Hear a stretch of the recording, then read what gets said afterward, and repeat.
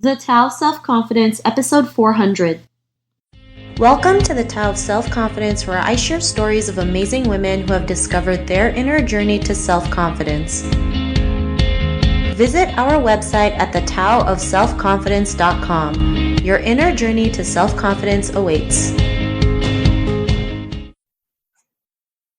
Well, hello, friend. Welcome to the Tao of Self-Confidence, where I share stories of amazing women who have discovered their inner journey to self-confidence. I'm your host today, Sheena Yap Chan, and today I have a phenomenal lady on the show today. She is the founder of My Clementine and currently Miss Southwestern Ontario, and I'm really excited to have her on to share her story with us today. So without further ado, I'm going to introduce you to Joana Szeen. Joana, how are you today? Maybe you can fill in a little bit more about yourself to our listeners.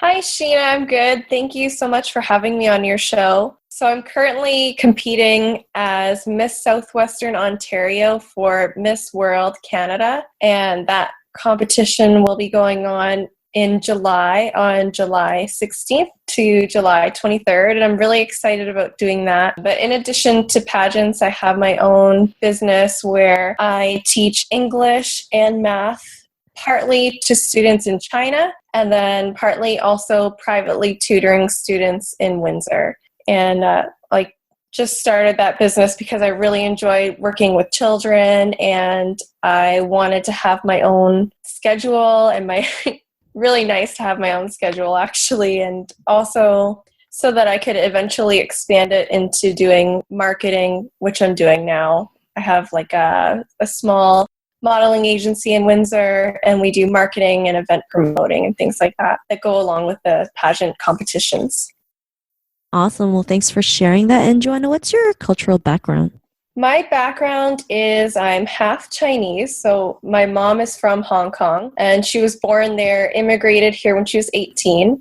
And then on my dad's side, he is very Canadian, but he was born in Canada, and so were his parents. But they immigrated from Ireland, and on my grandmother's side, and on my grandfather's side, like a Scottish German mix. So I like to say muddy on my dad's side, and then just pure Chinese on my mom's side. Awesome. Well, thanks for sharing that. And what would be your favorite self-confidence quote?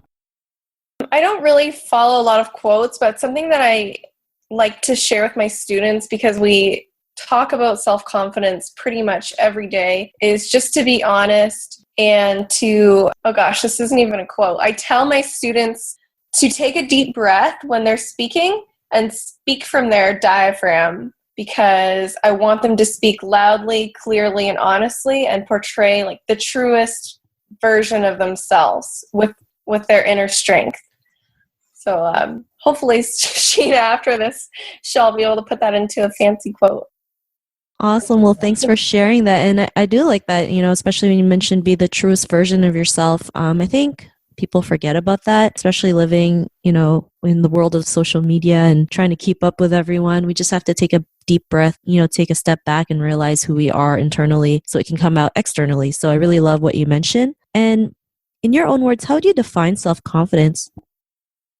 Self-confidence is so many different things.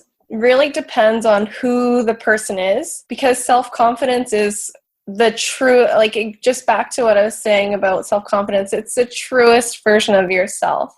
When you're honest with yourself and your past and where you want to go into your future, then that is confidence. You know exactly who you are. And I try to teach this to my students every day too, know where you're going.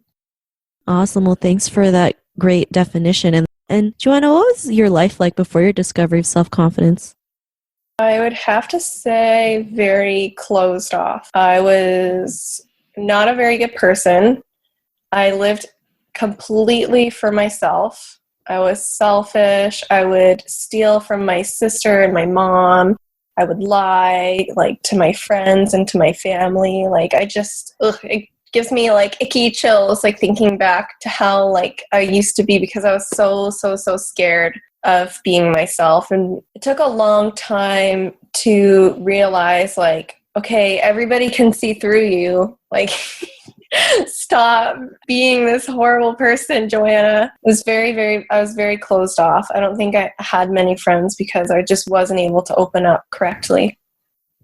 Thanks for sharing that. And I think it's not always easy to share something like that, right? Especially, you mentioned like you used to steal from your mom and sister. You weren't, a great person. But the best thing is we can always change, right? And what was that moment in your life when you realized like you didn't have to be that way? You could be the truest version of yourself. Like, what was that aha moment? It was kind of after university, like, I mean, I wasn't, I make myself sound so terrible. Like, I was bad, but like, I still did well in school. Like, I still did my sports and everything. Like, but it wasn't until after school when I left and I started traveling across Canada. I was really passionate about nationalism. I know it's kind of like a scary buzzword now, but I really cared about Canada and I wanted to, like, my goal when I was 13 was like to learn as much as I could about Canada. So I traveled with a First Nations artist and a First Nations group of people across Canada, like to every province, like by train, by car, by plane, just learning as much as I could. And it really opened up my eyes to what people are going through in our country. And it really opened up my mind to myself and like the type of person that I wanted to be. I knew that I cared about other people, but I did not know how I could do that. I didn't think that it was possible for me as a single person to make a difference until after that trip and meeting so many people who encouraged me to open up more and be more honest about myself.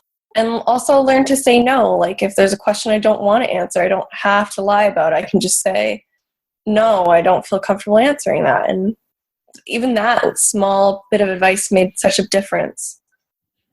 Thanks for sharing that. I love how you mentioned like you can always say no, right? I think as Asian women, we're always prone to just do as we're told, right? Yeah. Even if it doesn't align with us or we know like it's not right. We just do it for the sake of pleasing others or not make any noise. But sometimes you just have to say no, right? Especially if it's something that you don't agree with. And, I haven't traveled all over Canada yet, but that's crazy that you've been able to go to every province in Canada, which is great. And, because of that experience, what's your life been like now?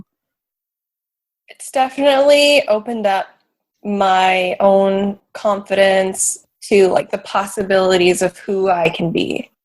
I've met a lot of incredible people over the past 5 years, and they really inspire me. Like, like that.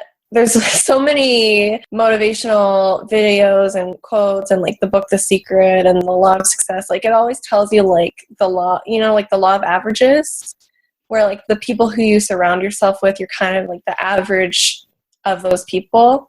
And I just started like trying always like I wanted to be the lowest average of my group. So I would surround myself with people who I aspired to be. And I just kept doing that and doing that. And I kept trying to find new role models. Like I had a mentor. Like I just really wanted to like achieve more because I saw so many people my age, like, and younger doing so much with their lives. Like, and I was like, wow, I'm just wasting my time here.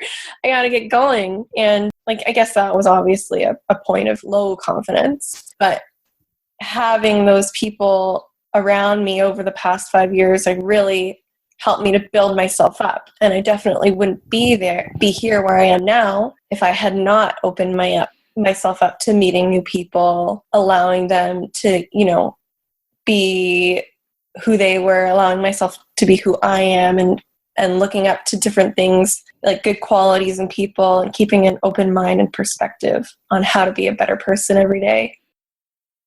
Thanks for sharing that. And it's great you're able to, be more open and be able to do the work that you do because of the stuff that you've gone through. And to the woman who's listening to your episode, she may be in her own journey of self-confidence. What would be that one tip you would give to her? I was actually thinking about it just before the show. I'm like, what can I say that would really inspire somebody? I think a lot of times, and like I went through this myself, like people can feel like really lonely or really like down on themselves, like, and you always need something to fall back on. Like I definitely always needed something to fall back on.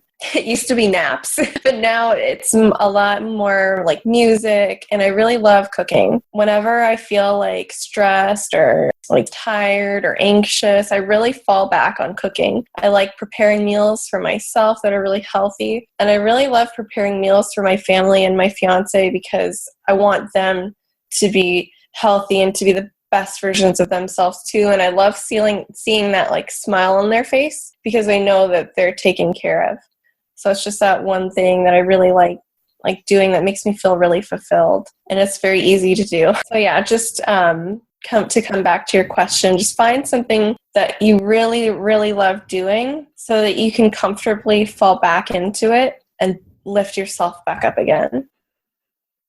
That's a great tip. I love that. And sometimes it's just like a form of like meditation or just like something to get away from like all the craziness that happens around you. You don't have to think about it. You can just go ahead and do it without, any expectation, right? Like you just love cooking because you love it. And that's more than enough of a reason to do it, which is great. And then that you can actually transfer that energy to other areas of your life. So thanks for sharing that great tip. And if our listeners wanted to get to know a little bit more about you and what you do, is there any links or social media profiles we can connect with?